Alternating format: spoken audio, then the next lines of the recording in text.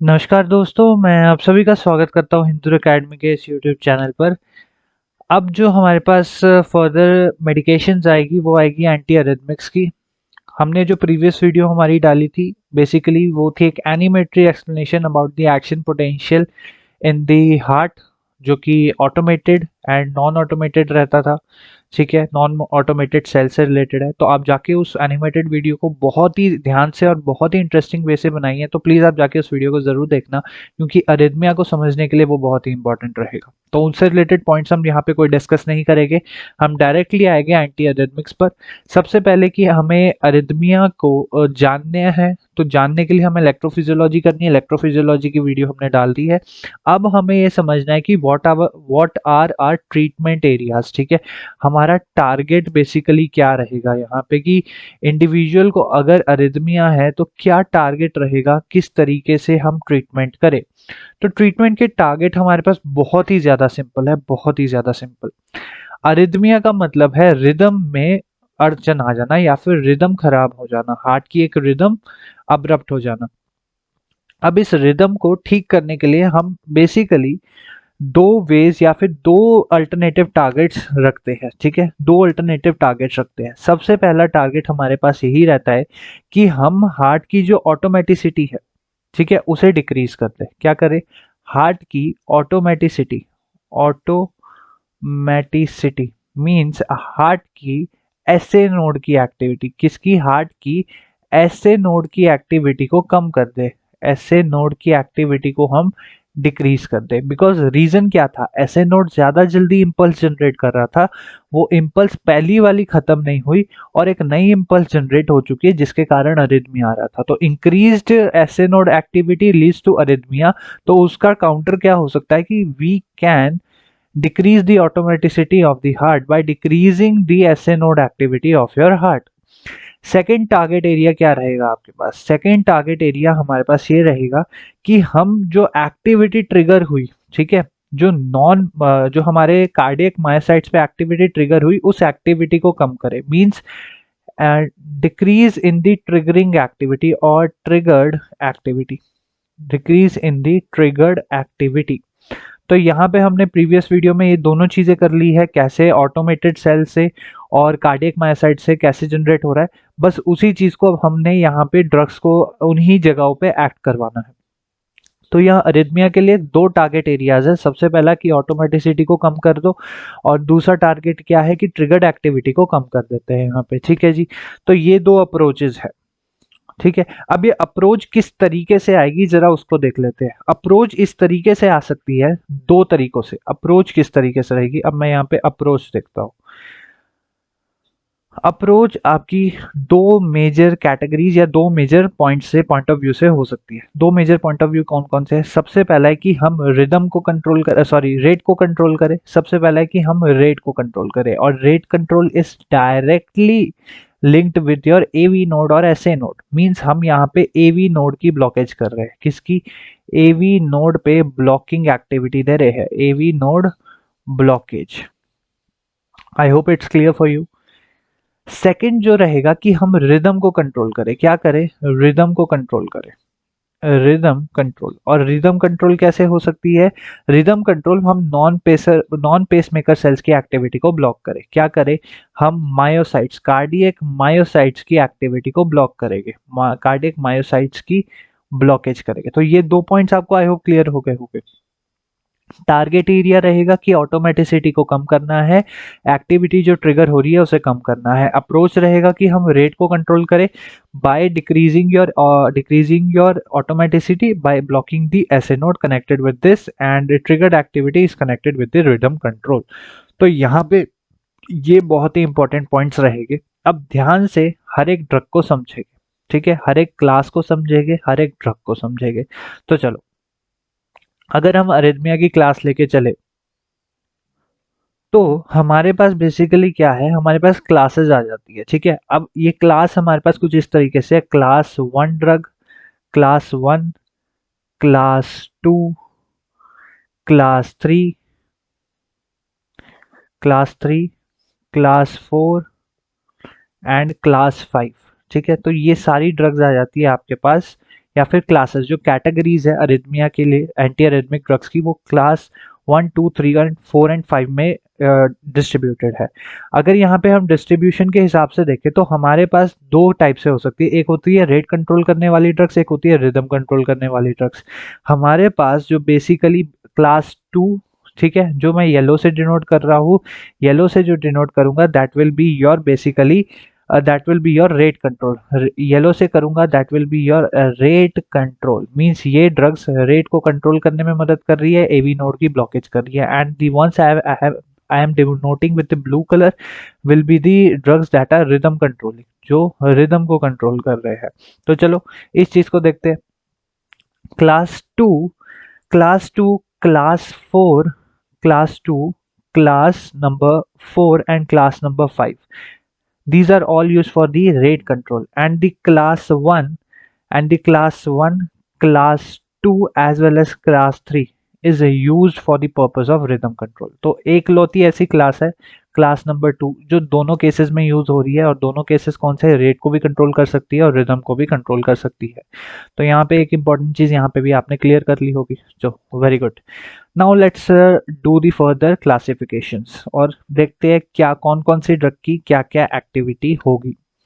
तो ड्रग की एक्टिविटी को समझने के लिए हम क्या करेंगे, बेसिकली हम एक जगह पे उन ड्रग्स को स्टडी करेंगे जो रेट को कंट्रोल कर रही है, और दूसरी जगह पे रिदम कंट्रोल वाली ड्रग्स को स्टडी करेंगे। क्लास वाइज नहीं देखेंगे, क्लास ऊपर नीचे हो जाएगी। End of the video we will fully discuss the drugs. तो पार्ट्स में डिवाइड कर देते हैं। इस वीडियो में हम बेसिकली सिर्फ और सिर्फ रेट कंट्रोल वाली ड्रग्स को देख लेते हैं, नेक्स्ट वीडियो में हम रिदम कंट्रोल वाली ड्रग्स को देख लेंगे। चलिए रेट कंट्रोलिंग को स्टार्ट करते हैं। Drugs use for the rate controlling in the arrhythmia. तो रेट कंट्रोलिंग के लिए कौन कौन सी क्लासेस आ जाती है आपके पास, रेट कंट्रोलिंग के लिए हमारे पास क्लास आ जाती है class 2, class number 4 and class number 5। तो चलिए देखते हैं। सबसे पहले यहाँ पे मैंने ग्राफ भी रख लिया है जो कि हम बेसिकली रेट कंट्रोलिंग के लिए यूज कर रहे हैं। रेट कंट्रोल का मतलब यहाँ पे है कि हम एवी नोड की ब्लॉकेज कर रहे हैं। किसकी ब्लॉकेज कर रहे हैं, एवी नोड को ब्लॉक कर रहे हैं। तो एवी नोड को ब्लॉक करने के लिए हमें पेसमेकर सेल्स का ग्राफ चाहिए। तो ये हमारे पास पेसमेकर सेल्स का ग्राफ है। तो चलिए ग्राफ्स के रिलेटेड भी आपको दिखाऊंगा कि किस तरीके से ग्राफ में शिफ्ट देखने को मिलता है हमें। रेट कंट्रोलिंग में सबसे पहले हमारे पास क्लास नंबर 2 आती है। Class 2 drug, class 2 anti arrhythmic drug आ जाती है। Class number 2, class number 2 anti arrhythmic drugs are mainly the beta blockers. बहुत ही इंपॉर्टेंट है, तो प्लीज जरा ध्यान से समझना। बीटा ब्लॉकर्स सब जगह यूज हो रही है, एंजाइना में भी यूज हो रही है, हाइपरटेंशन में तो प्राइमरली यूज हो ही रही है। तो beta blockers drugs, beta blockers में अब यहाँ पे आप थोड़ा सा ध्यान से समझिएगा मैं आपको क्या बताना चाहता हूँ। तो यहाँ पे क्या होता है बेसिकली, अगर मैं यहाँ पे आपको सेल बना के दिखाऊं, तो एक हमारे पास सेल होगा। सेल के अंदर अब हमारे पास जो ये नोडल सेल्स है, हम बेसिकली जो हमारे कार्डिये पेसमेकर सेल्स होते हैं ये हमारे नोड्स में प्रेजेंट होते हैं, तो इन्हें हम नोडल सेल्स भी बोलते हैं। कौन से सेल्स बोलते हैं इन्हें, नोडल सेल्स। नोडल सेल्स में हमारे पास बीटा रिसेप्टर प्रेजेंट है। कौन सा रिसेप्टर प्रेजेंट है, बीटा। तो ये बीटा रिसेप्टर हो गया। बीटा रिसेप्टर किस तरीके का होता है, it is ji protein coupled receptor. और हमारे पास किस टाइप का रिसेप्टर है यहाँ पे, this is the beta 1 receptor.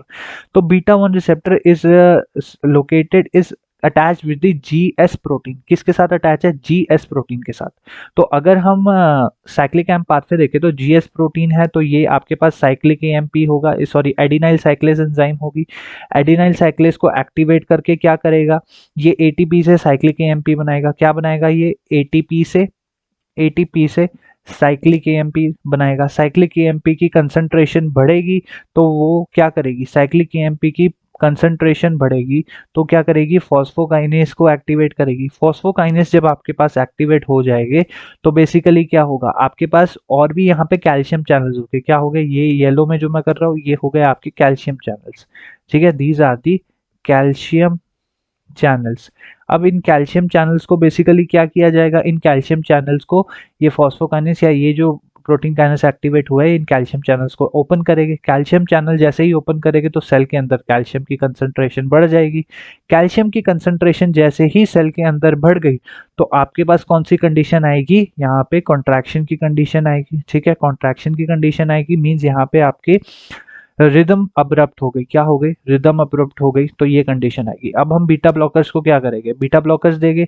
Beta blocker for example मैं ड्रग्स में लिख लेता हूँ यहाँ पे propranolol, प्रोपैनोलॉल, metoprolol, metoprolol and atenolol. तो ये 3 ड्रग्स है जो कि काफ़ी इंपॉर्टेंट रहती है कार्डियोवास्कुलर सिस्टम में। Metoprolol, propranolol and atenolol. ये ड्रग्स क्या करेगी, इस G protein couple receptor beta 1 receptor को की एक्टिविटी को ब्लॉक करेगी। बीटा 1 रिसेप्टर की एक्टिविटी ब्लॉक हो गई तो ये जो पूरा प्रोसेस है ये सारा ब्लॉक हो जाएगा, जिसके कारण आपकी कार्डियक रिदम फिर से अटेन हो जाएगी। अगर मैं सिंपल भाषा में यहाँ पे बोलूँ तो यहाँ पे हमारे पास बेसिकली हम कैल्शियम आयंस की कंसंट्रेशन बढ़ जाने की वजह से अरिथमिया हो रही है। तो उस बढ़ जाने की वजह से अब क्या हो रहा है बेसिकली, अब हम बात करते हैं यहाँ पे हमारे फेसेस पे।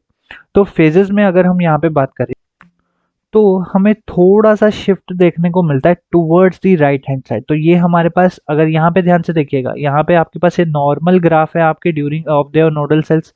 तो during after the use of the drug थोड़ा सा आपको शिफ्ट देखने को मिलता है towards your right hand side, थोड़ा सा शिफ्ट देखने को मिलता है towards your right hand side. तो इस तरीके से हमें शिफ्ट देखने को मिलता है in case of your beta blockers. कौन से केस में, बीटा ब्लॉकर के केस में हमें शिफ्ट राइट हैंड साइड को देखने को मिलता है। मींस यहाँ पे कौन कौन से फेजेस को डिक्रीज कर रहे हैं, we are decreasing the phase 4, we are decreasing the phase 4 activity of your AV node. तो क्वेश्चन अगर आ जाए कौन से फेज को डिक्रीज किया जा रहा है, तो यहाँ पे फेज नंबर 4 की एक्टिविटी को या फेज नंबर 4 की ड्यूरेशन को डिक्रीज किया जा रहा है, कर्व को डिक्रीज किया जा रहा है। तो इस तरीके से आपके बीटा ब्लॉकर्स एक्ट करते हैं इन treating your rate control during your arrhythmia. अब नेक्स्ट क्लास की जो हमारे पास ड्रग्स आ जाती है वो रहती है कैल्शियम चैनल ब्लॉकर्स। तो सबसे पहले इसे इरेज आउट कर देते हैं।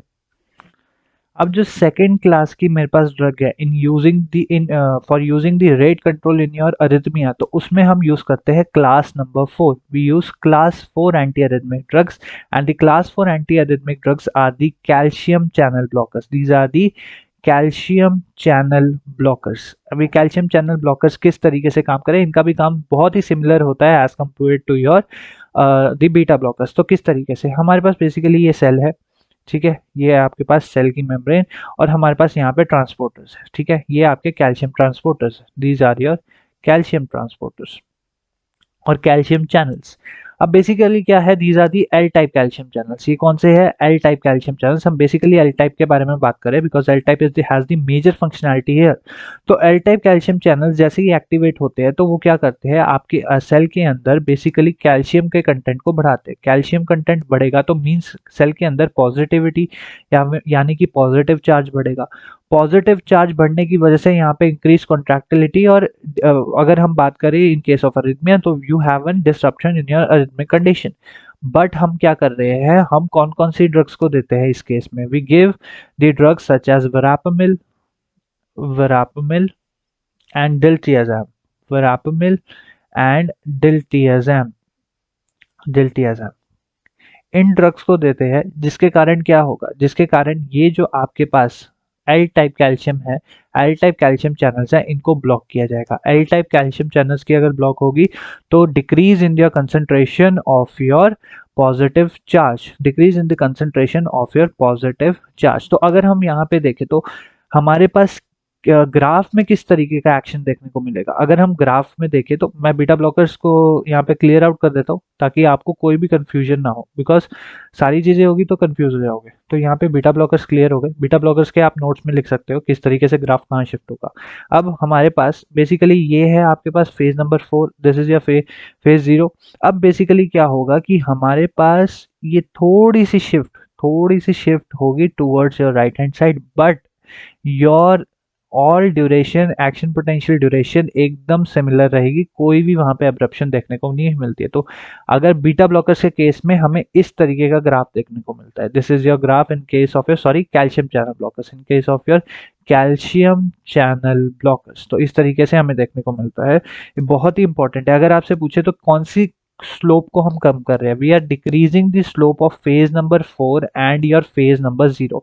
पिछले बीटा ब्लॉकर्स में हम सिर्फ और सिर्फ फेज नंबर 4 पे हमारे पास डिक्रीज हो रहा है स्लोप का, लेकिन इस केस में हमारे पास बेसिकली क्या हो रहा है, we are basically decreasing the slope of both phase 4 and phase 0। Phase 4 और फेज 0 के दोनों के स्लोप को कम करने की वजह से ये जो आपके पास एक्शन पोटेंशियल है वो कम हो रहा है। We have an decrease in your action potential and it will help in the treatment of your arrhythmia. तो यहाँ पे सेकेंड क्लास भी क्लियर होगी, that is calcium channel blockers. Third जो ड्रग कैटेगरी है हमारे पास, that is basically your class number fifth, that is class fifth. Third category जो रेट कंट्रोल में यूज कर रहे हो रही है, that is class fifth. Class fifth की जो ड्रग्स है वो लास्ट लाइन रहती है, मिसलेनियस क्लास भी बोला जाता है। यहाँ पे आपको दो बेसिकली ड्रग्स दिखती है, दैट इज एडिनोसिन। अब यहाँ पे बहुत ही इंटरेस्टिंग होने वाला है, तो प्लीज ध्यान से सुनना इसे। Adenosine plus digoxin, adenosine and मैं बोलूंगा प्लस नहीं एंड, प्लस बोल दिया तो आप बोलोगे कि साथ में ही है, नहीं साथ में नहीं एडमिनिस्टर करते, अलग अलग यूज होता है इनका। बट एडिनोसिन और डिजॉक्सिन दो इंपॉर्टेंट ड्रग्स है जो कि हम क्लास फिफ्थ में रेट कंट्रोलिंग के लिए यूज करते हैं। अब क्या है रेट कंट्रोलिंग के लिए, उसको ध्यान से समझ लेते हैं यहाँ पे। अब यहाँ पे हमें फिर से एक सेल चाहिए होगा, तो चलिए बनाते हैं सेल। जो आपके पास ये ड्रग्स है एडिनोसिन और डिजॉक्सिन, ये दोनों अपने रिस्पेक्टिव रिसेप्टर्स पे बाइंड करती है। सबसे पहले अगर हम बात करें एडिनोसिन की, किसकी बात करते हैं, एडिनोसिन की, तो ये बाइंड करती है एट द एडिनोसिन रिसेप्टर। कौन से रिसेप्टर पे बाइंड करेगी, it binds at the adenosine receptor. Adenosine receptor is a G protein coupled receptor coupled with the G I, G inhibitory protein, ठीक है। जैसे कि हमने जनरल फार्माकोलॉजी में भी पढ़ा है कि जब ये रिसेप्टर एक्टिवेट होते हैं तो ये ट्राइमेरिक फॉर्म से मोनोमेरिक और डायमेरिक फॉर्म में कन्वर्ट हो जाते हैं। तो ये भी हमारे पास ट्राइमेरिक फॉर्म है। ट्राइमेरिक फॉर्म कौन कौन सी होती है, अल्फा बीटा और डेल्टा की, ठीक है, अल्फा अल्फा बीटा और डेल्टा की। तो यहाँ पे हमारे पास बेसिकली क्या होगा, अल्फा और बीटा सब यूनिट मेम्ब्रेन के पास डिसलोकेशन हो जाएगी, इनकी मेम्ब्रेन के साथ मूव ऑन करेंगे। जो आपके पास डेल्टा सब यूनिट है, कौन सी subunit, delta subunit, वो बेसिक अपना काम यहाँ पे करेगी। अब बेसिक काम क्या किया जाएगा यहाँ पे, उस चीज को देखते हैं। जी आई है तो जी आई मीन्स यहाँ पे साइक्लिक एम्प की कंसंट्रेशन को कम करेगी। G I means cyclic AMP की कंसंट्रेशन कम, G S means cyclic AMP की कंसंट्रेशन बढ़ेगी। तो ये जी डेल्टा सब यूनिट क्या करेगा, ये जी डेल्टा सब यूनिट जो आसपास के लगे हुए पोटेशियम चैनल्स हो गए, कौन से चैनल्स, जो साथ में आपके पोटेशियम चैनल्स हो गए, कौन से, पोटेशियम चैनल्स, इनकी पोटेशियम चैनल्स की क्या करेगा, बेसिकली ओपनिंग कर देगा, पोटेशियम चैनल्स को ओपन कर देगा। तो यहाँ पे ये आपके पास जो जी डेल्टा सब यूनिट है ये पोटेशियम चैनल की ओपनिंग करेगा, जिसके कारण बेसिकली क्या होगा कि पोटेशियम चैनल का जो मूवमेंट है outside the cell that will increase potassium channel movement. अगर पोटेशियम चैनल की मूवमेंट इंक्रीज हो गई है तो बेसिकली हम यहाँ पे कौन किस चीज की प्रोडक्शन कर रहे हैं, we are producing the condition of hyper polarisation, we are producing the condition of polarisation. तो हाइपर पोलराइजेशन हो जाएगा यहाँ पे, जिसके कारण आपके पास कौन सी कंडीशन ट्रीट होगी, we will treat the condition of what, will treat the condition of arrhythmia. और यहाँ पे एडिनोसिन ही बाइंड होगा, कोई और मॉलिक्यूल नहीं बाइंड होगा, एडिनोसिन पे एडिनोसिन रिसेप्टर पे एडिनोसिन ही बाइंड होगा। अब नेक्स्ट यहाँ पे हम बात करते हैं आपके पास डिजॉक्सिन का किस तरीके से काम देखने को मिलेगा आपको। डिजॉक्सिन का काम थोड़ा सा डिफरेंट रहेगा, यहाँ पे थोड़ा ध्यान से सुन लेना इसको। डिजॉक्सिन भी आपके पास जी प्रोटीन कपल रिसेप्टर पे ही जाके बाइंड करेगा, ठीक है। It will also be binded to the G I inhibitory protein. G I inhibitory protein है तो यहाँ भी डेल्टा जो यूनिट है वो ही काम करेगी।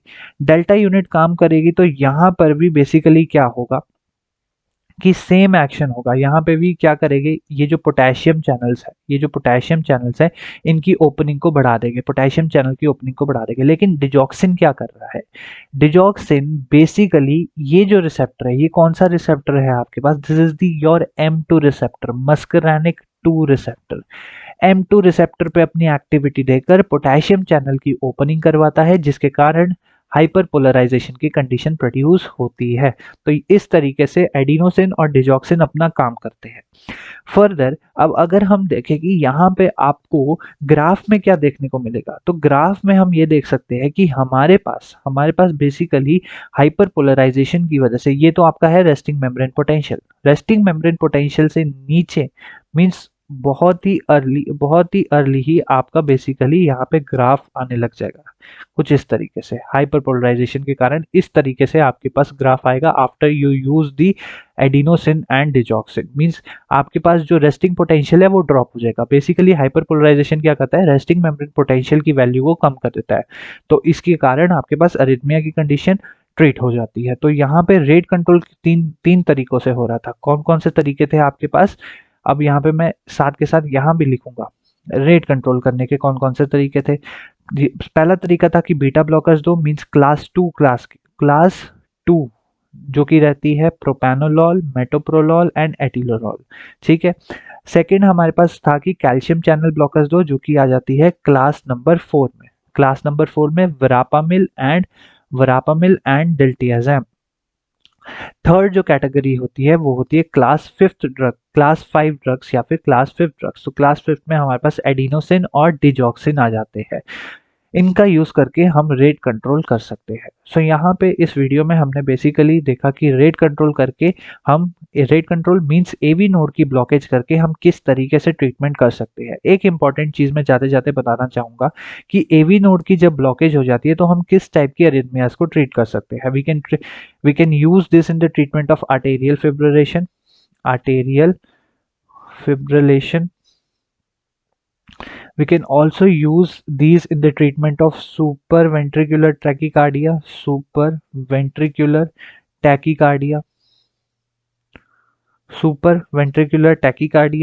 and also we can use these in the rapid tachycardia. We can also use in the condition of rapid tachycardia. तो इन conditions में इन टाइप के हमारे पास जो डिफरेंट अरिथमियाज हैं उनमें हम रेट कंट्रोलिंग ड्रग्स जो कि एवी नोड ब्लॉकेज कर रही है उनका यूज कर सकते हैं। We can use in arterial fibrillation, we can use in supraventricular tachycardia, we can use in rapid tachycardia. तो यहाँ पे हमने रेट कंट्रोलिंग की क्लियर कर दिया। आई होप आपको क्लियर होगी।